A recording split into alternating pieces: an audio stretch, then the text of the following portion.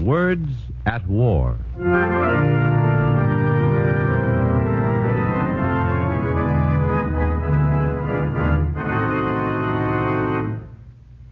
It is my deep conviction that unless we guarantee freedom of the press throughout the world, in the next generation, we'll be fighting World War number 3. That was the voice, those are the words of Kent Cooper, author of the book we dramatize tonight, as the National Broadcasting Company, in cooperation with the Council on Books in Wartime, presents another of the most widely discussed programs in America, Words at War. Kent Cooper's book, Barriers Down, is the tragic story of monopoly of world news. You'll hear more from Kent Cooper himself later on in our program. But right now, let me tell you this. For the more than 30 years he's been with the AP, Mr. Cooper has been known to newsmen and editors as the fightingest American who ever tried to ensure world peace through the freeing of international news. He knows as well as any living man that one of the first steps on the long road toward war is the deliberate creation of prejudice between countries. His book, Barriers Down, reveals how international slander is spread. To begin with, not so long ago, this was the outside world's opinion of the USA. It is my belief, sir, that the people of America aspire only to the shallow dignity of the almighty dollar. You see, from Peru to China, from Greenland to South Africa, the world's press pictures this nation of ours as a sort of gigantic Wild West show, perpetually popping with machine gun fire, echoing with the clambake histrionics of politicians, or soothing its jazz-shattered nerves with copious quantities of bathtub gin and marijuana cigarettes. Get sore? Sure, you can if you want to. But here's the tragic joker. Not only were they being prejudiced against the USA, but the press was prejudicing them against one another. The English? They're a race of shopkeepers. French? Why, they have the rapacity of a vulture. All of them, mein Herr, are decadent. The French are swine, and the British are stupid. The Poles are cattle, and the Russians are the devil's disciples. Silly, you say? Sure. But it caused 12 million men to die on the field of battle. Hey, how'd all this get to happen? Quite simply, my friend, stick around and I'll give you the lowdown. Mine is a tale of fostered prejudice and ignorance, of public opinion shaped and molded, of distortions and unvarnished lies manufactured behind the heavy doors of government ministries, of hate for their neighbors deliberately stirred in the minds and hearts of men. Mine is a tale of the monopoly of world news, of the rigid control of its free flow and circulation, a tale of the suppression of truth and the perversion of news and public press. It begins many years ago with the world, our world, divided up like a birthday cake between the 3 leading news agencies of Europe. Agencies, front and center. Report.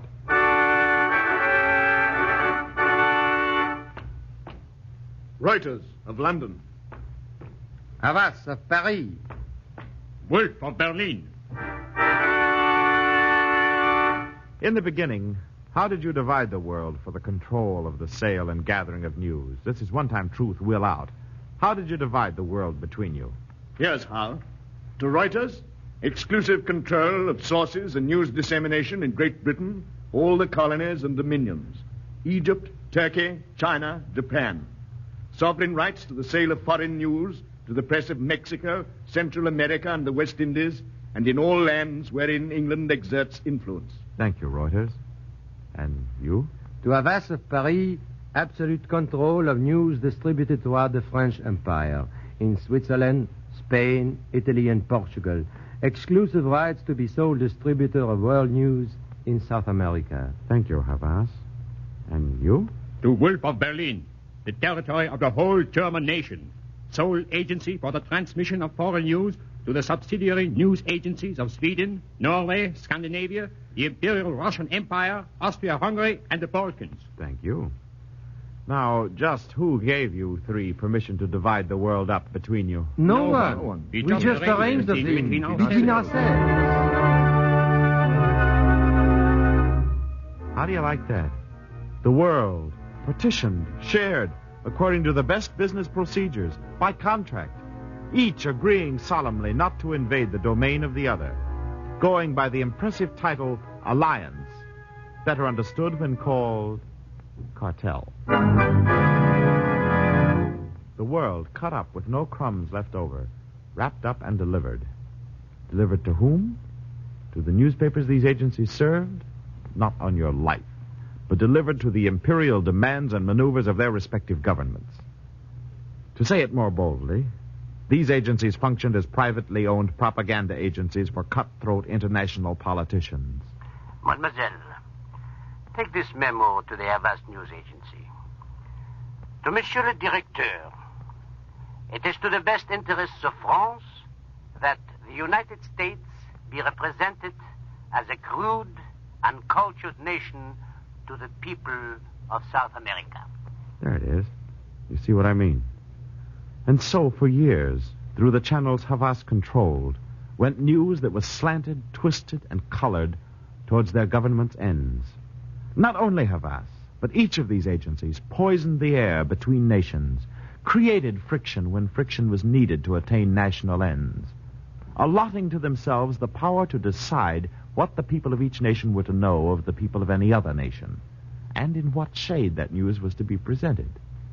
And they did it by owning and controlling subsidiary news agencies throughout the world. Stephanie of Italy. Financially controlled by Havas of Paris. The Dutch agency. Owned by Reuters. The Portuguese agency. Owned by Havas. The Belgian? Half by Havas, half by Reuters. The Spanish agency. Owned by Havas. The Bulgarian. Wolf. The Russian. Wolf.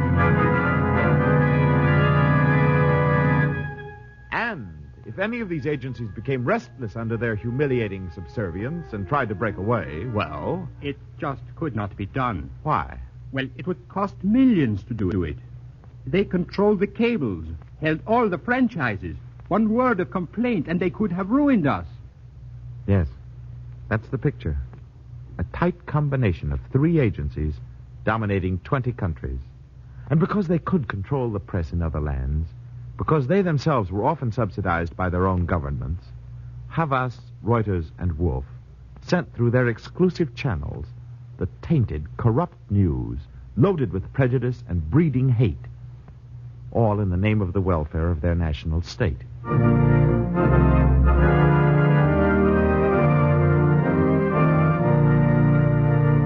Havas, Reuters, and Wolf.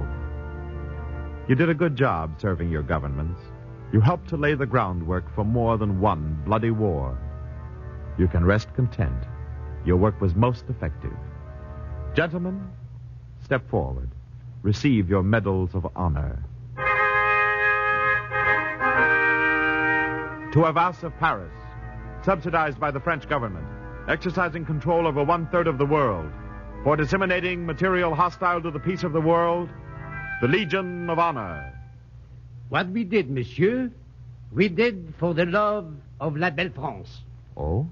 Like what you spread through South America, discrediting the United States? The people of South America will readily recognize that the home of world culture is France. France, the birthplace of Molière, Corneille, Voltaire, Victor Hugo. Their great neighbor to the north, great in area only, is a young country and has far to travel on the road toward culture. It, too, draws its cultural inspiration from La Belle France. Which should be entitled, How to Cut Throats and Influence Nations. What we did in good faith. Such as the report you sent out when the United States fleet was off the Chilean coast. Your slant then was that we intended to drop anchor in the harbor of Santiago without permission of the government, implying we were threatening Chilean independence. But we had no ulterior motives, monsieur. And the reports of Nazi pledges and promises you fed your own national press because it was to the interest of your government? Reports such as these? High official of the German government declared today that his country has only friendly intentions towards France. Frenchmen, he said, can depend upon and rest assured of German friendship. There is no cause for alarm. Yes, gentlemen of the Havas Agency, for that the dead thank you. For that assurance of Germany's friendship and others like it, French corpses will maintain their immortal calm. Their sons and daughters, their wives will all thank you, grateful for your deliberate withholding of vital news, for the lies made necessary by French policy of those years. It is the hands of the betrayed that present you with this medal.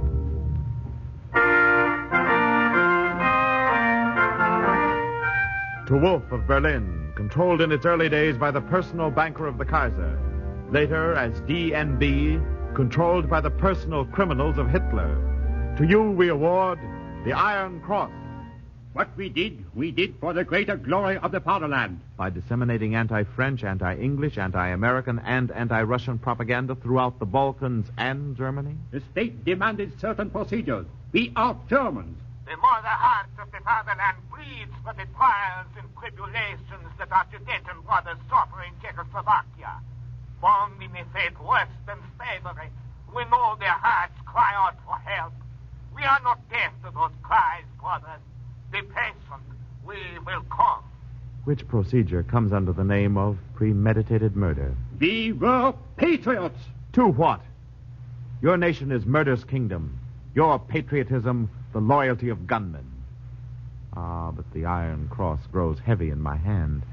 And so, for the issuance of hate bulletins to your own national press, for the corruption and lies and animosity you spread through the Balkans, for your share in the deliberate assassination of peace, this Iron Cross, forged from the ruined spires and girders of smashed cities, from the gaping, tumbled homes of a multitude, sticky with the blood of martyred millions.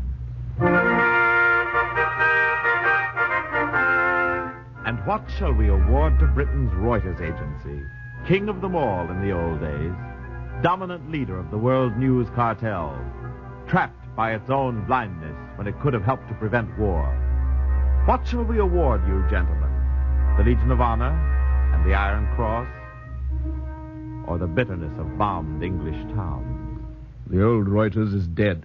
What prejudices we circulated will be spread no more. But it was done. The damage was done.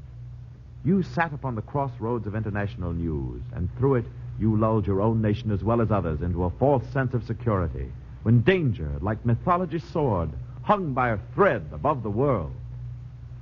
You men of Reuters were more skillful than the rest, but your guiding principle was always the same. Shall I send out this story, sir? Does it promote British interests? Yes, sir. Very well, send it. Shall I send out this story, sir? Does it harm British interests? Well, it might be so interpreted, sir. Then kill it.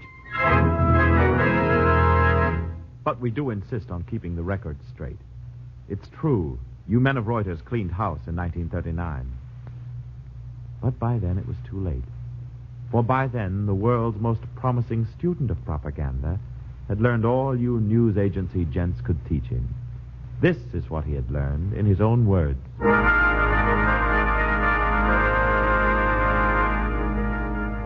It's the primitive simplicity of their minds. The great masses of people will more easily fall victims to a great lie than a small one. The most impudent lie will remain and stick. A fact which all great lying artists and societies of this world know only too well, and therefore also villainously use. And his name, this master student? Of course, Adolf Hitler. The state must not let itself be misled by the boast of a so-called free press, and must not be persuaded to fail in its duty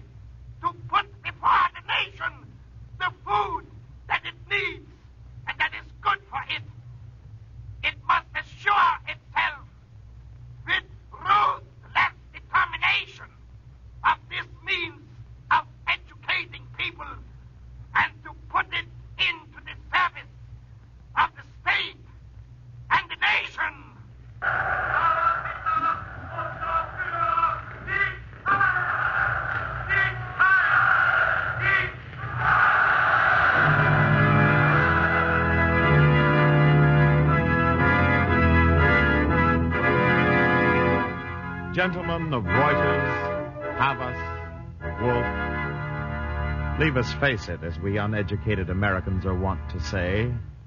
You sowed a wind and reaped the whirlwind of hate, pillage, and fire. The opinions and the prejudices you fostered through your controlled news channels now come back to you and to us in the shape of shattered towns and blasted hopes, of seared flesh and vacant minds, and graves and aching hearts. And now, perhaps too late, we've learned the lesson that news is a powerful weapon, a weapon that can cause a war or keep the peace. Or have we learned this lesson? For those who haven't, bring on the grim exhibits. Let the victims come forward, the people who daily bought and read their press and believed. Let them come forward, those who during the intervening years of two great wars have been read to, preached at, and bargained for. Those who have been wheedled, coaxed, warned, and commanded through poisoned news. Let the victims come forward. First, Virginia Stevens, born in the town of Coventry, in England, the daughter of poor parents, her age 7. Virginia Stevens? She cannot answer. Why not? A child of 7 can hardly speak when she lies beneath 10 tons of rubble. You will find my baby under our house. If they could find her from so high in the air, surely you can find her from so near. How could they do it? How? In God's name, somebody tell me. 7 years old. Was she a danger to them? Could she have hurt them? Please, somebody tell me. What made them kill a 7-year-old child?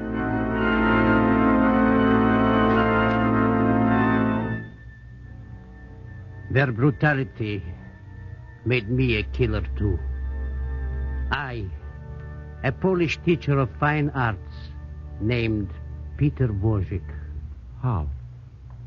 Stormtroopers entered our street in Warsaw one night. She had only gone downstairs for a moment, but they saw my sister. It was night. And? Later, I heard her crying and whimpering on the stairs. I carried her up. Her clothing was torn. She was bleeding. I put her on the couch and took the gun my father always had, and then I went downstairs. I don't remember how many times I fired at the stormtrooper.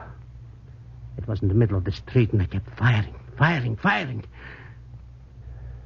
My sister was only 15 years old. That's all.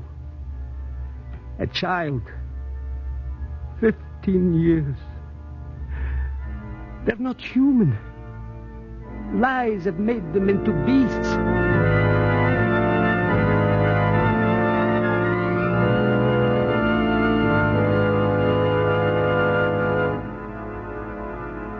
There they are, victims all, symbols of millions, victims of all the hate and propaganda loosed upon the world. The young, the unformed, made into killers before they hardly know what it is to be alive. I am 17 years old, Herr Leutnant. How long you been fighting? 34 weeks before I was captured. 4 weeks in Germany, 30 in France. You still think you'll win? If the Führer says so, we will win. How do you feel about this pillaging and murdering of conquered peoples? Those people are inferior races, Herr Leutnant. How can you be so sure of that? Be sure? I have read it. Dr. Goebbels' newspaper says so.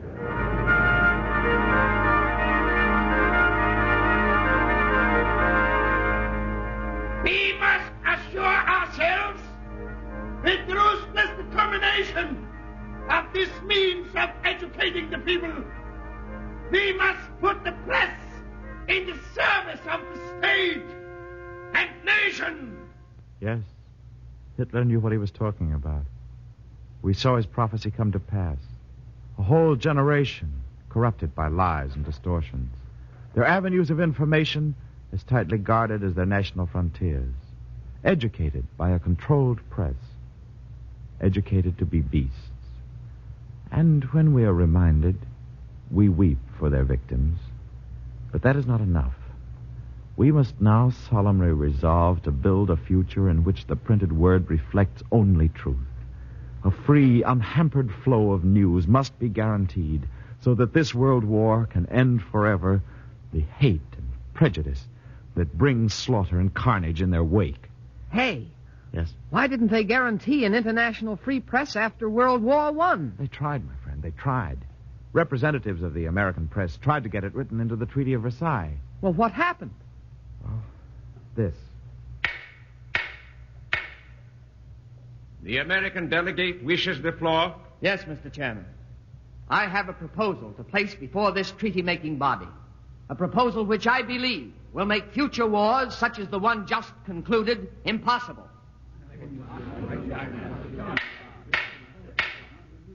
Will you please state your proposal, Mr. Delegate? Gentlemen, I propose that in the writing of this peace treaty, we include the principle of a free international press, guaranteeing the unhampered flow and transmission of news, and thus make the world's news serve the public good and not the powerful few.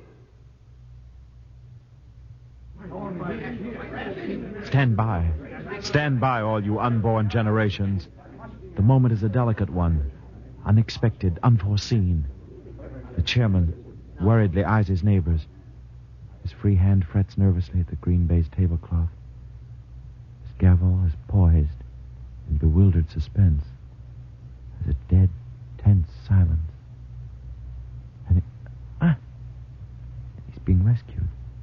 Someone's come forward and is whispering in his ear.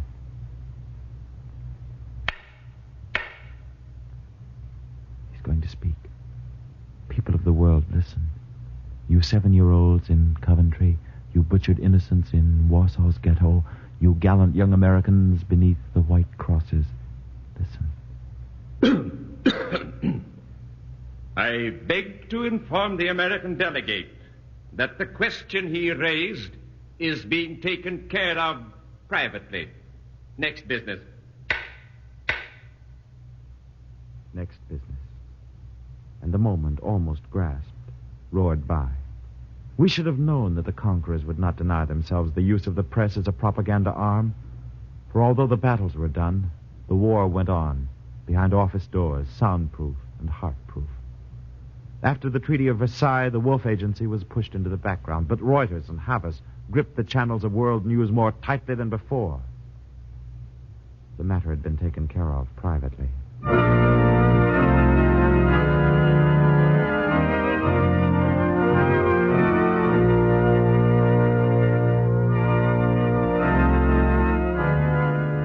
We failed in 1919. We won the war, but lost the peace. We must not fail again. After this war, the press must be free. The techniques of circulating hate and prejudice must be banished from the world. How shall it be done? We are the people, the victims. Tell us how it must be done. Yes. We wait outside the treaty-making rooms when the decisions are shaping. And we stand in streets and squares. Through wind and rain, we stand patiently. Tell us, how shall we make sure that the spreading of lies will end? Petition your government.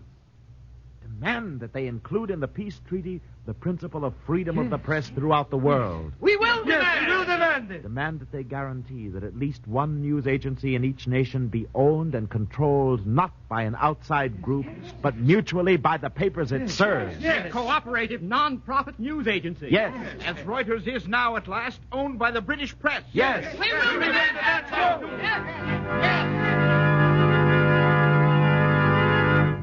Demand that no news agency be restricted to making agreements with only one overlord agency, but that each one shall make such international news exchange arrangements as it will.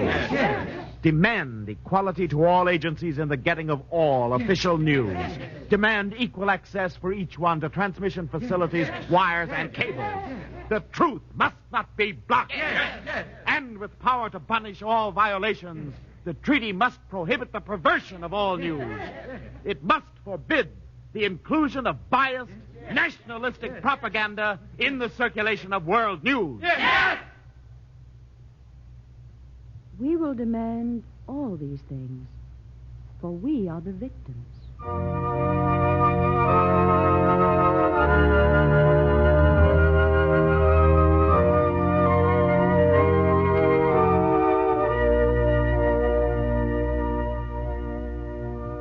The brotherhood of man is not merely a martyr's dream.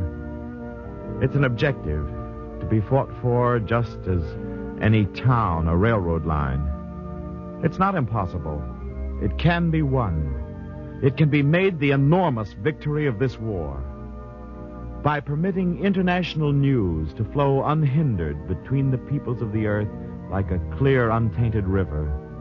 By letting truth, so long wounded and weary, move in freedom through the world. Peace can be won and held. The slain and the crippled stand at our shoulders now. And like us, they will stand outside the treaty-making rooms, overflowing into the streets and avenues, a great multitude, united in their determination that there shall not be a World War III.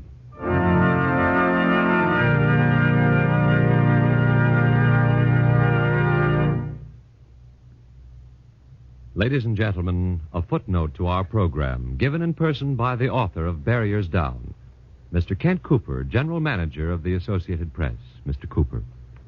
As a newsman myself, I have sought independence in gathering and disseminating the news of the world. I am not alone in seeking that idea. The executives of the other American news agencies are in this fight heart and soul. So are all American newspaper and radio men. Together we shall demand that the peace treaty include a provision guaranteeing worldwide freedom of the press, but we need the help of all the millions of freedom-loving, war-hating people in the world. And so, tonight, I ask all of you listening in, will you please help us to strike down forever the barriers that stand in the way of worldwide freedom of the press, to strike down forever one of the greatest barriers to worldwide peace. Thank you. Thank you, Mr. Kent Cooper.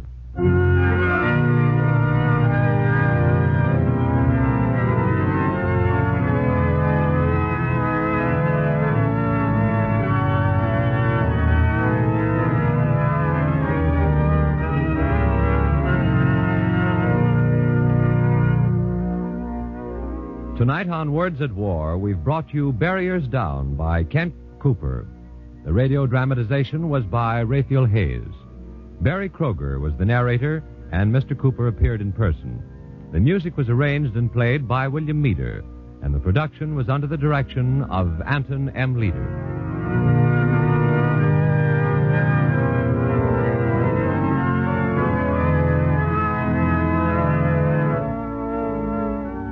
Next week, Words at War will present the radio dramatization of Camp Follower by Barbara Claw. This series of programs is brought to you in cooperation with the Council on Books in Wartime by the National Broadcasting Company and the independent radio stations associated with the NBC network.